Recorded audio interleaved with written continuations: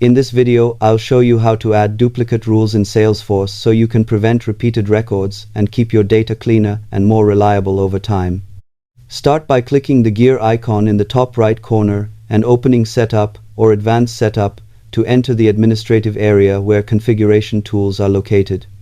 In the quick find search box on the left, type duplicate rules and open the results page that lists all existing rules so you can review what is already active before creating a new one.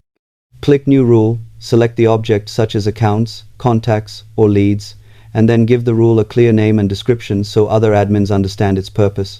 Choose whether Salesforce should block saving duplicates or simply warn users, and link an appropriate matching rule that compares fields like name, email, or phone using exact or fuzzy logic. Add conditions if needed to narrow when the rule runs, then save once everything is verified. Subscribe for clear beginner tech tutorials and honest walkthrough videos every week.